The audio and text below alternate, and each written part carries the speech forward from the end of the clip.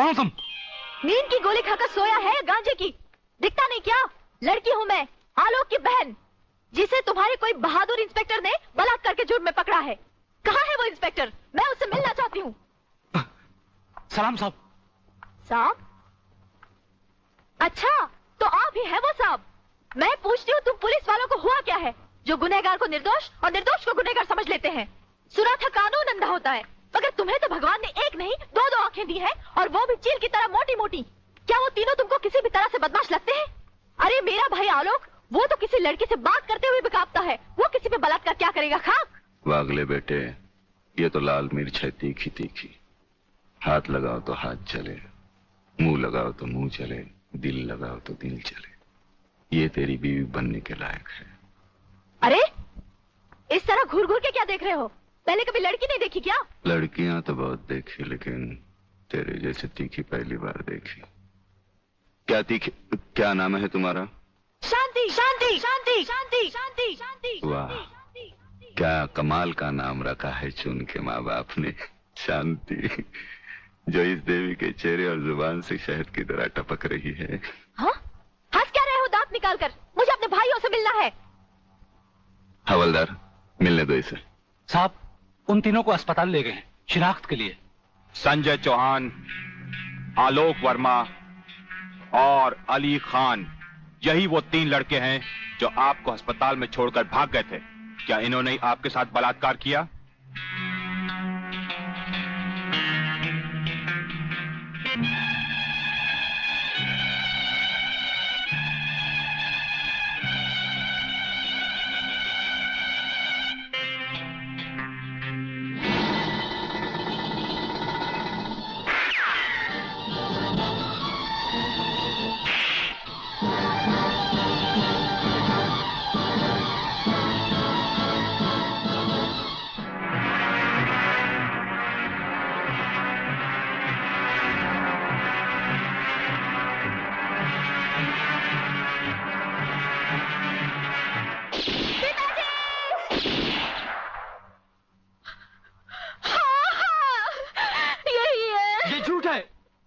ये सरासर झूठ है।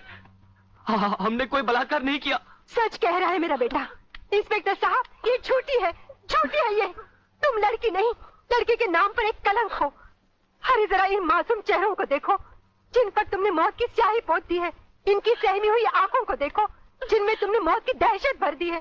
और फिर मेरी आंखों में आंखें डालकर देखो, क्या इन्होंने तुम्हारे साथ बलात्कार किया था? इंस्पेक्टर, कौन है ये औरत? इसे बाहर ले जाओ। हवलदार, पकड़ लो इसको। खबरदार अगर किसी ने भाभी को हाथ लगाया तो।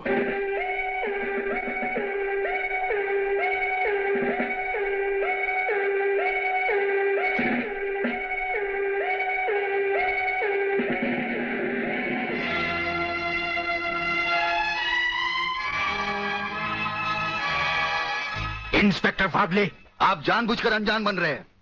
आप अच्छी तरह जानते हैं कि ये डीआईजी रुद्र प्रताप चौहान की पत्नी है।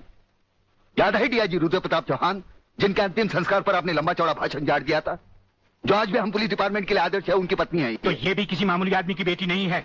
ये इस राज्य के मंत्री जीवनलाल टंडेल की बेटी है। और जानते हो इन तीनों ने इसके साथ क्या अनर्थ किया है? कुछ नहीं किया। ये किसी की साजिश है जिसमें इन तीनों को फंसाया जा रहा है। लेकिन मैं भी दूध का दूध और पानी का पानी करके रहूंगा।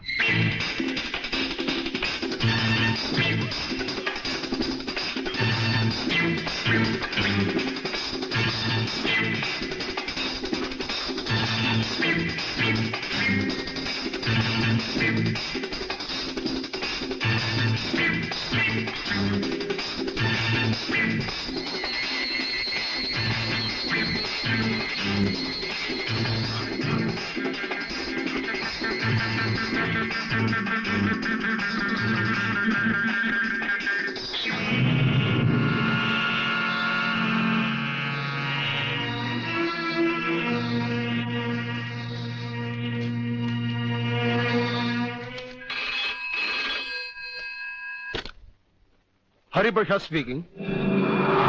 जज साहब, मैं प्रलयनाथ गुंडा स्वामी बोल रहा हूं। Your honour, dancer miss Anita Chaudhary की लाश का समुद्र के उसी किनारे से मिलना और उसी जगह से राधा टंडेल के कपड़े और सैंडलों का मिलना, इंस्पेक्टर वागले को मिली हुई गोली और अनीता चौधरी के पेट से निकली हुई गोलियों का एक ही रिवॉल्वर से चला होना और उस रिवॉल्वर पर किसी और की उंगलियों के निशान होना यह साबित करता है कि इस केस में किसी और का भी हाथ हो सकता है। इसलिए जब तक ये बातें खुलकर अदालत के सामने नहीं आती, मैं अदालत से दरख्वास्त करूंगा कि इन तीनों की जमानत मंजूर कर ली जाए। योर ऑनर, मेरे फाजिल दोस्त ने बड़ी आसानी के साथ कह दिया कि इस केस में किसी और का हाथ भी हो सकता है, लेकिन ये बात कहते हुए मेरे फाजिल दोस्त भूल गए कि अनीता चौधरी की लाश के पास संजय चौहान का पर्स भी मिला है। Your honour, miss Radha Tandel जिनके साथ बलात्कार हुआ, उन्होंने अस्पताल में पुलिस इंस्पेक्टर के सामने इन तीनों की शनाख्त की है। योर ऑनर, इसके अलावा डॉक्टर गुप्ता की रिपोर्ट मौजूद है। इन तमाम बातों से जाहिर है योर ऑनर कि रेप और मर्डर इन्हीं तीनों ने एक साथ मिलकर किया है। लिहाजा मेरी कोर्ट से गुजारिश है कि इनकी जमानत किसी भी कीमत पर मंजूर नहीं की जाए। सरकारी वकील की दलीलों को मद्देनजर रखते हुए यह अदालत संजय चौहान, आलोक वर्मा और अली खान की जमानत नामंजूर करती है और इन्हें पुलिस की हिरासत में रखने का हुक्म देती है।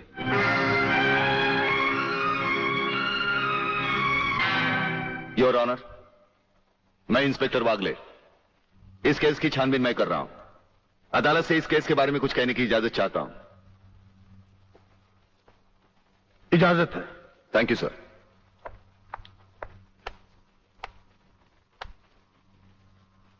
योर ऑनर, इंसाफ के इस मंदिर में आपको न्याय करते हुए कई साल हुए होंगे और इन सालों में आपके सामने रेप और मर्डर्स के अनगिनत केसेस भी आए होंगे।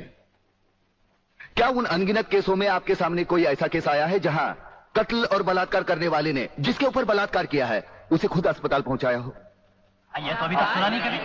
सही कह रहा है ये बात है, गड़बड़ जरूर है। बहुत बड़ी ऑर्डर, ऑर्डर।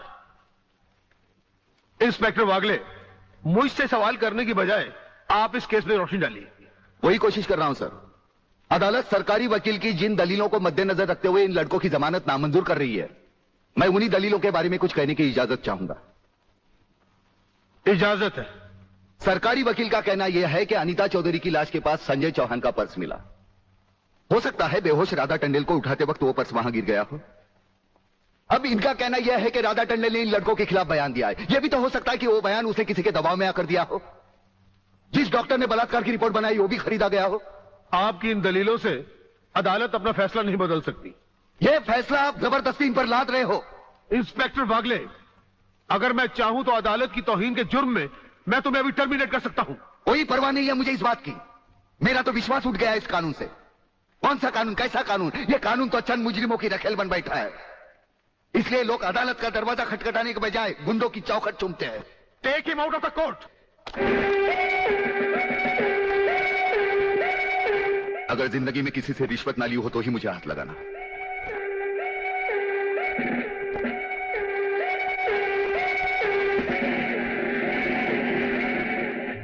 इन्हें गिने भुक्कड़ लोगों की वजह से यह अदालत शतरंज की बिसात बन गई है, जहां कोई भी आकर कानून से खेल सकता है।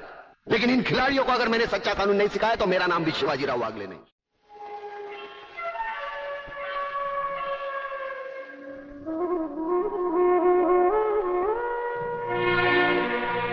नहीं यार, इस तरह तो हिम्मत हार के हम बिना फांसी के ही मर जाएंगे। ये क्या हो गया तुम दोनों को यार? अली, सोचता हूं मेरी बहन शांति पर क्या बीत रही होगी।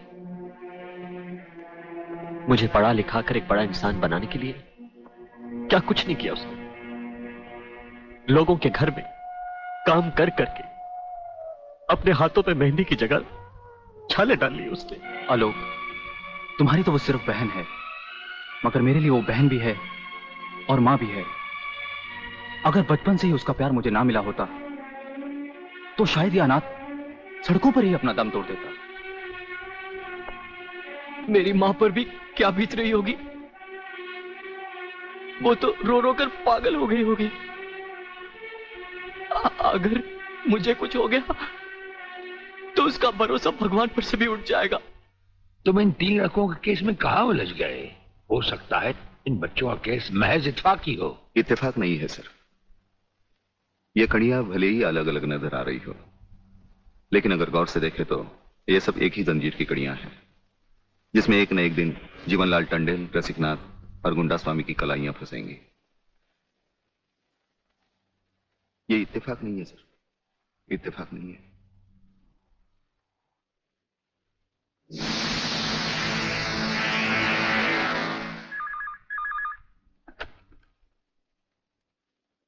हेलो सर, मैं तुम्हारी आवाज अच्छी तरह पहचानता हूं जेलर। तुम वहां से कुछ नहीं बोलोगे, सिर्फ सुनो, क्योंकि जब से तुम्हारी जेल में सूर्यदेव सिंह आया है तुम्हारी दीवारों के भी कान हो गए हैं। मुझे वागले और उसकी मीटिंग का पता चल चुका है। वो 3 लौंडों के केस की सीढ़ी बनाकर मुझ तक पहुंचे, उसके पहले उसकी सीढ़ी के हर डंडे को काटकर फेंक दूंगा मैं। सुनो जी। मुन्ना और उसके खतरनाक खूनी साथियों को आज रात को पुलिस की वर्दी में जेल से बाहर निकाल दो और उनको समझा दो पुलिस स्टेशन जाकर उन तीनों लड़कों का बिल आत्महत्या के नाम पर फाड़ दें।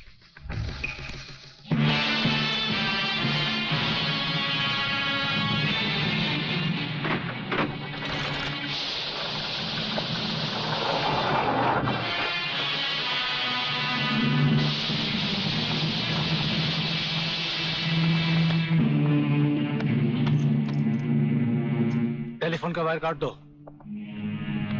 अब इसे बांध दो।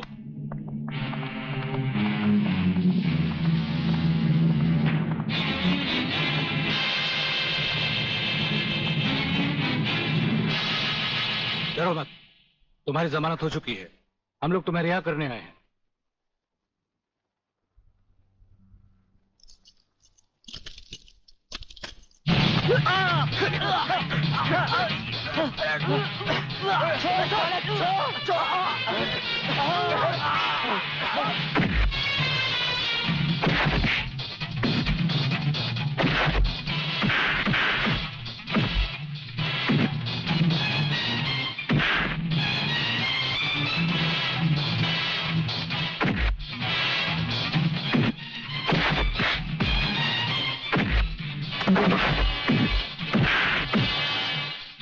संजू,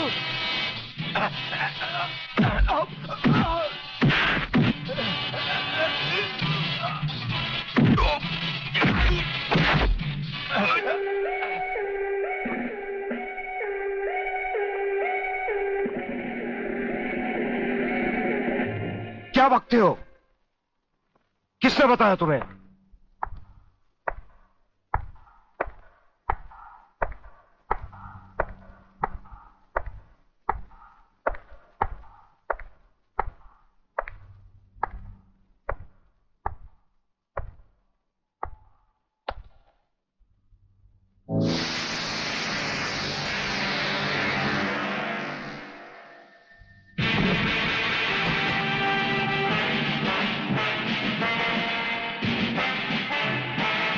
कुछ ही देर पहले तुम जेल की कोठरी में बंद थे, फिर वहां से निकले कैसे?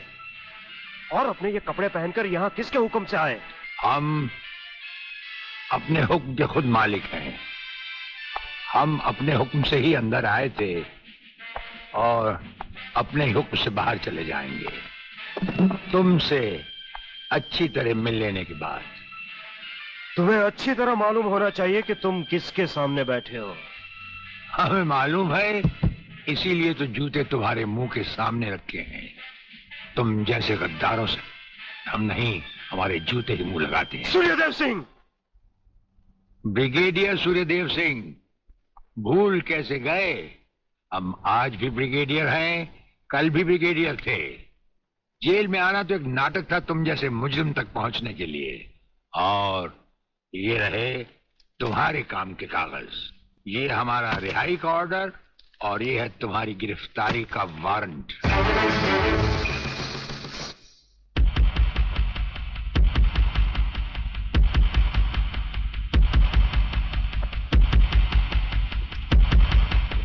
याद करो वो दिन जब तुमने ये वर्दी पहनने से पहले एक कसम खाई थी।